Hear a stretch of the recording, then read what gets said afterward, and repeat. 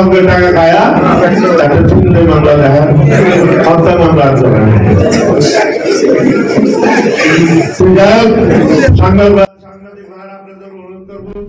Shyampur Kadamtali and Jatrabari থানা press ক্লাবের উদ্যোগে 22শে ডিসেম্বর রবিবার সন্ধ্যায় রাজধানীর ধনিয়ায় আম্বিয়া বানু পার্টি সেন্টারে সন্ত্রাস, চাঁদাবাজ ও মাদক মুক্ত সমাজ গঠনে করণীয় শীর্ষক আলোচনা সভা অনুষ্ঠিত হয়।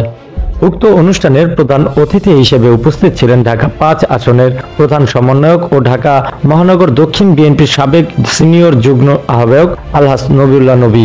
এ সময় উক্ত অনুষ্ঠানে নবিউল্লাহ নবী তার বক্তব্যে বলেন, একটা চিন্তায় মামলা তার গ্রেফতার করছে বড় অঙ্কের টাকা খায়া একটা চিন্তায় মামলা দেখা হত্যা মামলা চলে। অনুষ্ঠানের উদ্বোধন করেন ঢাকা মহানগর দক্ষিণ বিএনপির দ্বিতীয় যুগ্ম আহ্বায়ক ও সাবেক সভাপতি সাধারণ সম্পাদক শ্যামপুর থানা বিএনপির আনম সাইফুল ইসলাম। প্রধান আলোচক হিসেবে উপস্থিত ছিলেন জিয়া মঞ্চ কেন্দ্রীয় কমিটির সাধারণ সম্পাদক মোহাম্মদ ফয়েজ উল্লাহ ইকবাল। অনুষ্ঠানের সভাপতিত্ব করেন শ্যামপুর কদমতলী অ্যান্ড যাত্রাবাড়ি থানা প্রেস ক্লাবের সভাপতি এবং দৈনিক স্বাধীন সংবাদ পত্রিকার সম্পাদক ও প্রকাশক মোহাম্মদ আনোয়ার হোসেন আকাশ।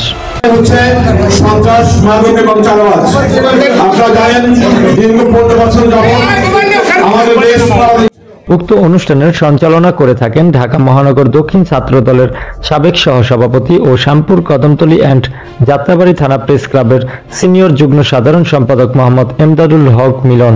তাছাড়া সম্মানিত বিশেষ অতিথি হিসেবে উপস্থিত ছিলেন বিএনপির অন্যান্য নেতৃবৃন্দরা। এ সময় বিভিন্ন প্রতিষ্ঠানের গণমাধ্যম কর্মীরা উক্ত অনুষ্ঠানে উপস্থিত ছিলেন।